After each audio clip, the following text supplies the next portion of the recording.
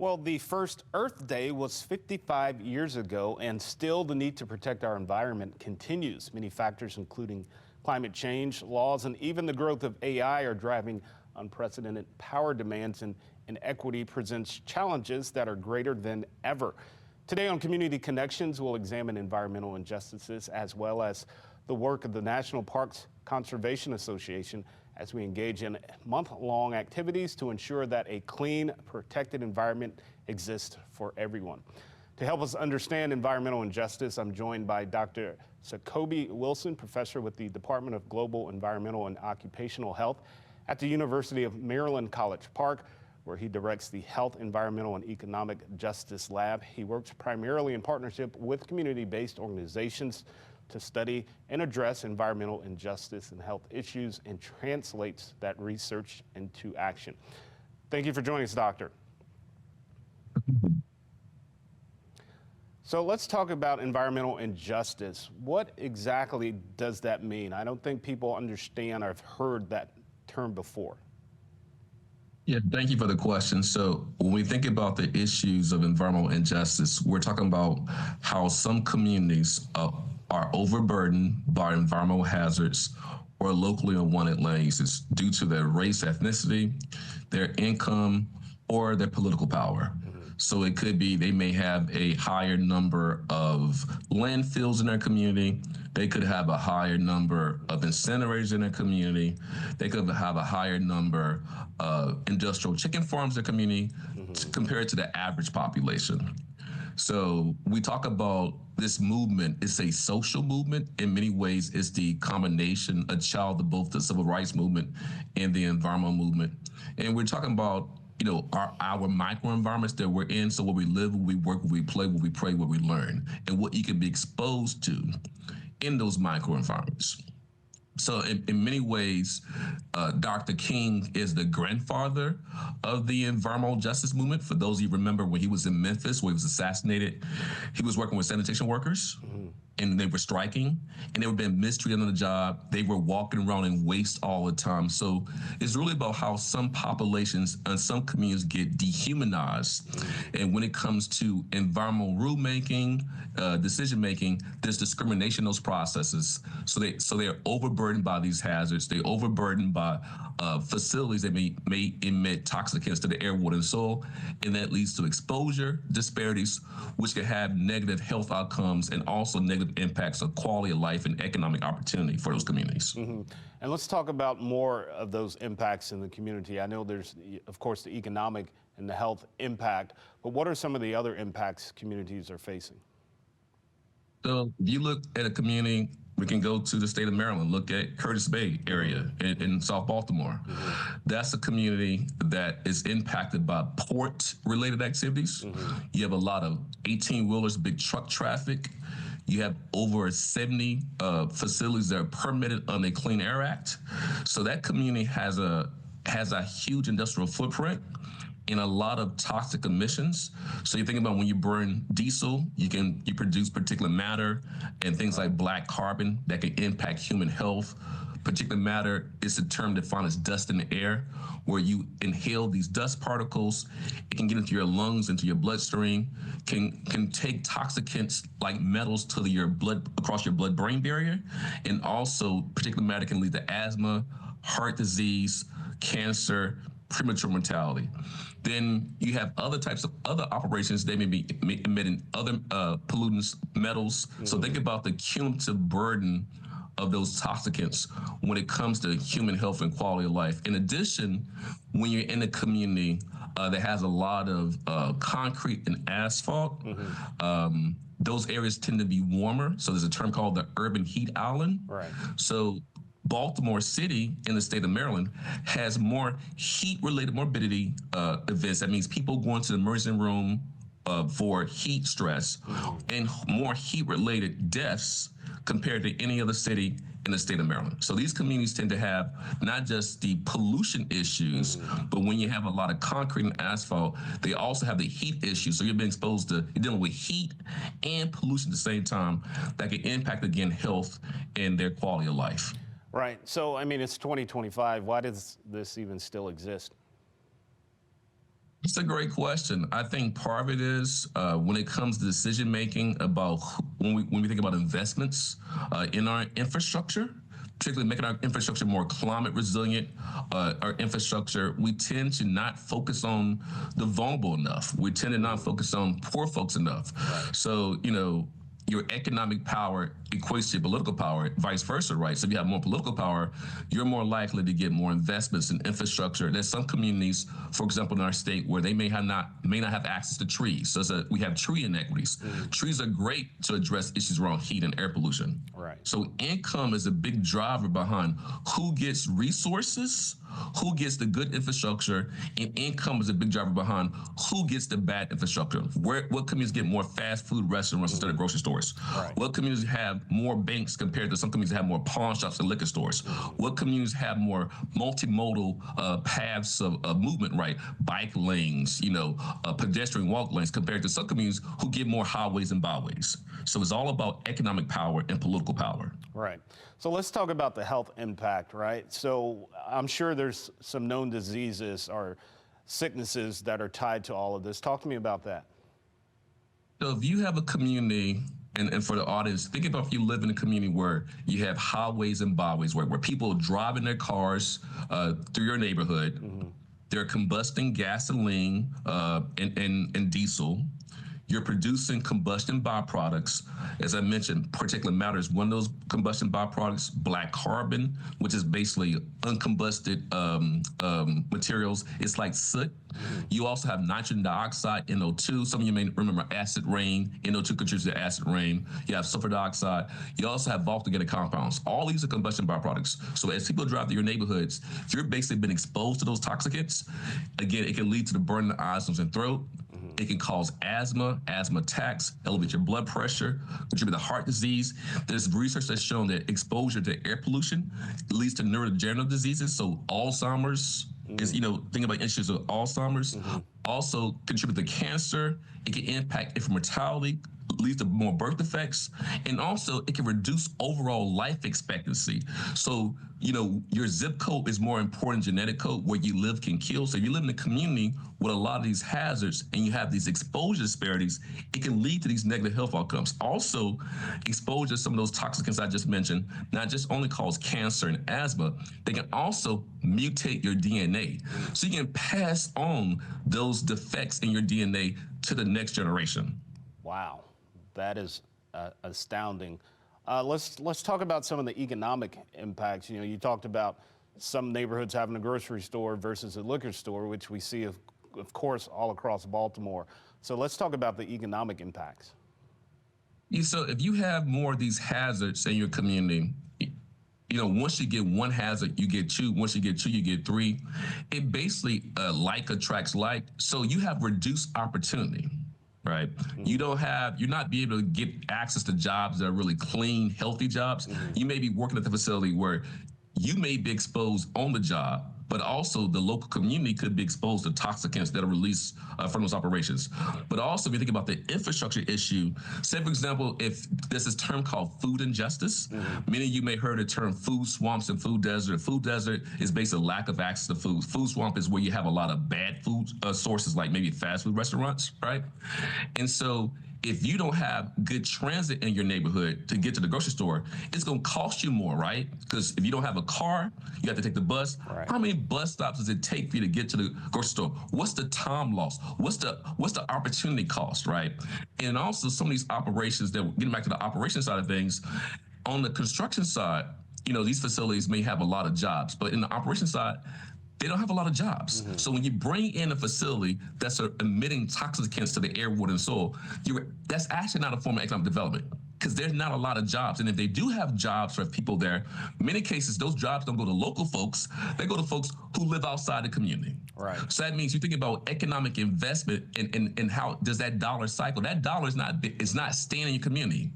So we want to invest in infrastructure, facilities, operations that are cleaner and greener, but also create more jobs for local folks. So that's what happens. That's the connection between environmental injustice and economic injustice. The people most impacted tend to be poor, but also they don't reap the economic benefits of those operations. So really quick, Doctor, can you share a success story of the EJ Lab and how it affected the community in a positive way? Yeah, so we've been doing a lot of work in the state of Maryland and across the Mid-Atlantic region. One of the things that we've done, we provide technical assistance to communities to be able to address these issues. We call it empowerment science, basically bringing science to the people. So a lot of what we do is hyper-local air quality monitoring. So we've assisted communities with air quality monitoring around the coal dust issue in Curtis Bay. We've also assisted communities around air quality monitoring in Cheverly, Maryland, which led to idling, which led to idling reduction, which led to some more action from MDE. We've also done air quality monitoring in other parts of the state, just to really to look at these issues of how air quality can translate to policy. We work with a coalition called the Mid-Atlantic Justice Coalition, and that coalition has been very engaged in the state of Maryland to get bills passed. We were able to get environmental justice language into multiple bills over the last 3 to 4 years. We've also been able to get environmental justice offices set up in many of our state agencies. So it's been a lot of progress bringing the community voice into the policy-making rooms in the state of Maryland. Yeah, and speaking of community voice, how can the community support efforts to address these environmental injustices?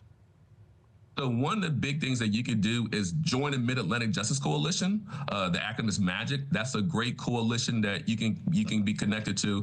When it comes to the individual level, I think everybody, we're talking about Earth Day at 55, right? We should be composting, right?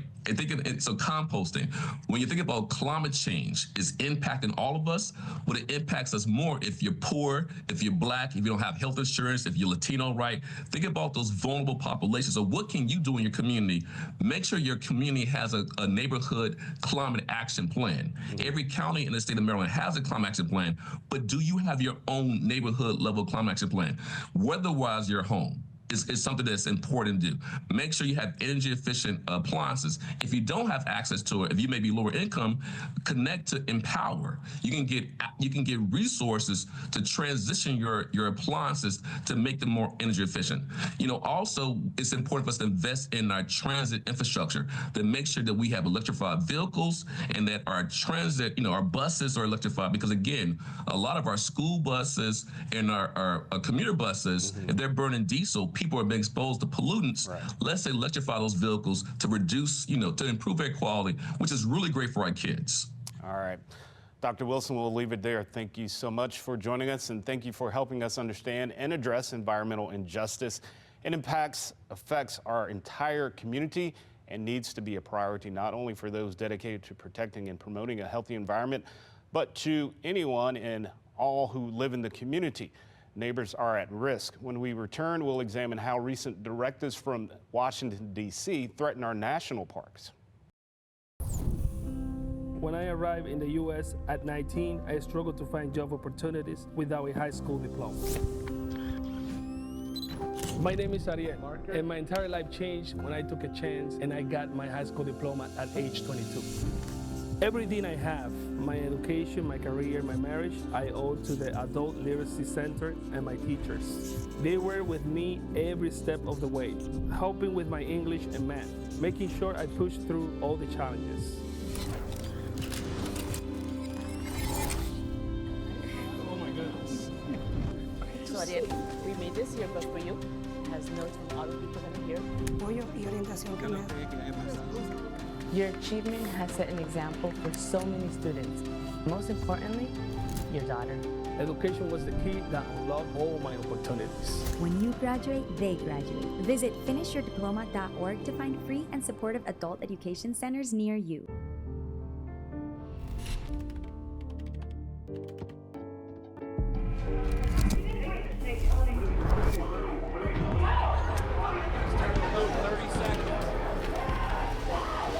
I'm an ex-drug dealer, and I'll be your sub today.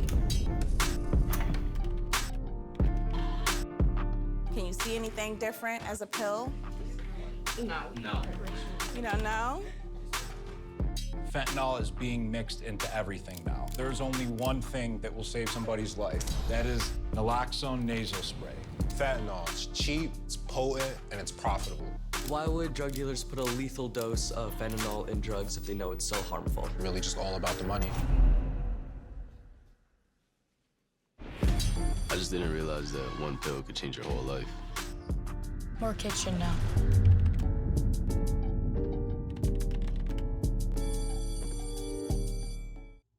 August was born 3 pounds, 9.8 ounces. When I first saw him, it was like a whole range of emotions, joy, sadness. There's gonna be obstacles. You're gonna feel like, why is it happening to me? And you're gonna realize you're not the only one. There's no perfect way. Your own way will be the perfect way. You're gonna protect it with all your might. Just seeing him happy, it's just joy, you know? I look through his eyes, I can envision like a whole future with him already.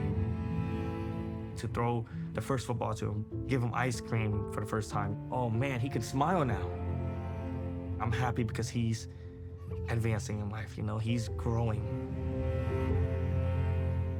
Being a young dad, it's not giving up, it's shifting. My life is now devoted to his life. Hate is loud. It gets clicks. It gets attention.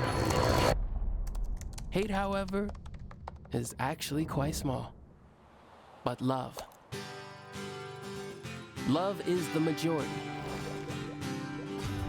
Filling up something far more important than any feed. Love fills our hearts, our lives, our every day with understanding, empathy, and compassion, leaving hate to become what it truly is, a whisper.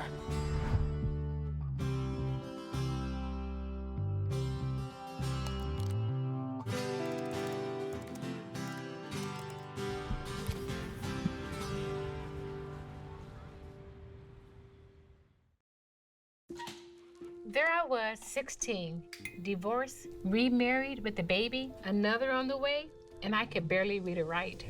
Getting my high school diploma was a catalyst I needed. Now I have a bachelor's and master's, and I became a teacher. When I look at all these success stories, I could not help but think it all started by getting my high school diploma.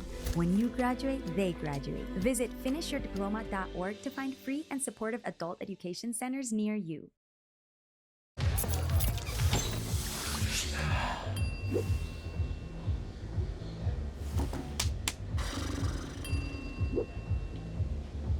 If you need to do something to feel okay to drive, you're not okay to drive. Don't drive buzzed.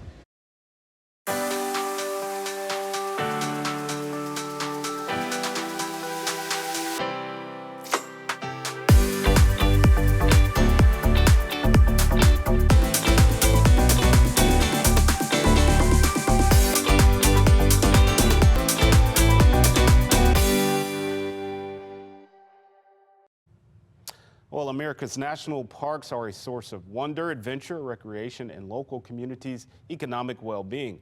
Over 100 years ago, visionaries with the passion for America's national parks saw the need for a strong, independent voice speaking out on their behalf. The National Parks Conservation Association is that voice and works to protect places of unparalleled natural wonder, historical significance, and cultural value. In the past few months, our national parks have been impacted by policies coming from Washington, D.C. Ed Sterilli of the National Parks Conservation Association joins us to discuss these challenges facing our national parks and local communities. Ed, how are you, sir? I'm doing well. How are you? I am well. So tell us about the National Parks Conservation Association and its mission.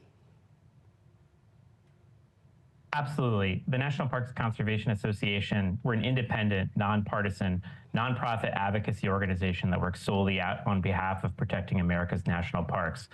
And we've been doing that for over 100 years, and this is a moment that's important for us to be able to speak up and make sure that these places are protected. Mm-hmm. So how do the national parks benefit the health of visitors and communities, and why is this so important to us? Well, parks, they protect our nation's history. In Maryland, it's many coastal landscapes. They protect wildlife. They provide outdoor recreation for millions of visitors. In Maryland, over 7 million visitors to the national parks contribute $340 million to the economy. So they're not just important at protecting, significant part of our history. They're important to, our everyday economy as well. Yeah, so coming out of Washington, there's been a lot of changes. There's this new thing called DOGE that's cutting a lot of funding for a lot of things. How is that affecting national parks? I mean, this has meant the loss of nearly 9% of the National Park Service's workforce. And this includes many critical positions, park rangers, maintenance positions, volunteer coordinators, fee collectors, scientists, the line goes on and on. And so for Maryland, this is particularly troubling. The National Park Service is on the front of climate change, of protecting some of our nation's most important historic sites, and this comes at a moment when we're preparing to get ready for America in 2026. And I wish it were a moment when we were talking about investing more in our parks to make it a better experience for visitors. But unfortunately, now the agency is struggling to do more with less, an agency that was already understaffed. Can I get you to say that last part again about 2026? You froze up for just a second. You said you had something coming up in 2026? Sure. At a moment when our nation is preparing to celebrate the 250th birthday of America next year, which in Maryland, there are many important, but from the birthplace of, the Star-Spangled Banner to, places where Americans have made the ultimate sacrifice at like Antietam National Battlefield. I wish we were talking about investing more in these places to make them a better experience for visitors. But unfortunately, now with these staff cuts and with the funding rollback, these historic sites are only more at risk. Yeah. So what kind of long-term effects will this have on visitors and their experience when they're coming to a park? Well, it's going to mean a couple things, both in the near term and the long term, unfortunately. I think as we approach this spring and summer, because there's just fewer staff at the parks, it's going to mean longer lines. It's going to mean facilities aren't as clean, bathrooms aren't as readily available, or maybe even adjustment in hours. Fewer public programming. I mean, these are all the things that visitors should be prepared for. But then in the long term, there's also significant impacts. Maryland's at the forefront of climate change. We're a state with, over 7,700 miles of tidal shoreline. Many of the national parks in Maryland are on those shorelines, whether it be Harriet Tubman Underground Railroad National Historical Park on the Eastern Shore, or Fort McHenry at Baltimore, or C&O Canal along the Potomac River. Many of these positions were doing the work necessary to make sure that these places were protected from flooding, from shoreline erosion, making sure that habitats weren't lost, making sure that campsites weren't going to wash into the sea. And I think now what we're really concerned about is, because this investment is now questioned, because there's fewer staff to do this work, it's going to mean the very look and feel of national parks in our state could be different in the long term because of these setbacks. How much do you think on average it costs to actually upkeep a national park here in the state? It really depends. I mean, and I think that's something that's so unique about the national parks. I mean, it's a drastic difference from managing a 186-mile canal towpath along the C&O Canal versus the historic Fort McHenry to managing a coastal shoreline. The costs vary widely. But the one thing is in common is that we've chosen these places as American people to be some of our most significant, whether cultural or natural historic places. And so we've made the commitment to make sure that we protect these places in perpetuity. Yeah, so some people would say that natural parks are the country's best investment. Why do people say that? Well, I mean, I think the numbers speak for itself. For every dollar invested in the National Park Service, more than $10 in economic benefits. In Maryland, they drive a significant amount of tourism revenue, over $340 million a year. So it isn't necessarily just the economics. I mean, these are areas that benefit many coastal, rural towns in our state, but also it's a sense of pride. I mean, Fort McHenry and the Star-Spangled Banner isn't just Maryland's story, it's America's story. And, you could say that about any national park unit. in terms of its significance to what it means to be an American. That's why these places are protected. That's why we visit them, to remind ourselves as to why this country is an incredible place, and these are the places that help define us. Right. And I know we're talking national parks, but how do these cuts impact our local communities? Well, here in Maryland and elsewhere in this region, national parks are a part of many times our everyday life. These are places where we go to recreate.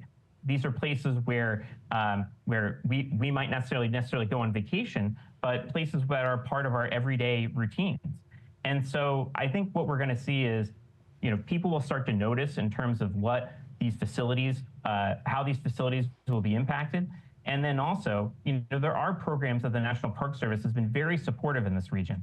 So for example, the Chesapeake Bay Gateways and Water Trails Network is managed by the National Park Service, but makes a significant investment in local and state and county parks that people have more public access to the Chesapeake Bay, or are able to go out and recreate and fish. The National Park Service has a tremendous footprint in our region, and we want to make sure that people are aware of that, particularly when it comes to as funding for these programs are questioned. Have you heard of any challenges specific to Maryland's national parks in these talks? Well, unfortunately, the national parks in Maryland have already lost dozens of staff positions. And so this is going to have an immediate impact in terms of their ability to be able to be open and have the same level of high quality programming you would expect at a national park when visiting that. So that's something immediately we're concerned about. We want to make sure that these parks are well staffed, have adequate funding, and make sure that they have the same high level experience that you would visit, expectation you have visiting any national park. Yeah, absolutely. So let's talk about the economic consequences, right? For the local community, based on these policies, if these parks aren't open, you said there were already cuts to some staffing, so that's affecting just local people as well, right? Absolutely. Local businesses, from restaurants to hotels to outdoor recreation, outfitters, they all depend upon a thriving park system. So if staff or funding is threatened, what we'll see is fewer visitors, likely due to reduced services. Might be lost tourism revenue, especially for small towns near parks. And there might be job losses in the hospitality or outdoor recreation industries that really depend upon people coming back time and time again to have a great experience in national parks. These are all the things that are at risk if we make sure that national parks don't have what they need. All right, Ed, thank you so much. We'll leave it right there. All right, to learn more about the National Parks Conservation Association, visit npca.org. And thanks to Dr. Wilson of the University of Maryland for his insight and work to address environmental injustice. To learn more about the issue and the work of Health, Environmental, and Economic Justice Lab, visit ejlab.org. And thank you for joining us and making community connections.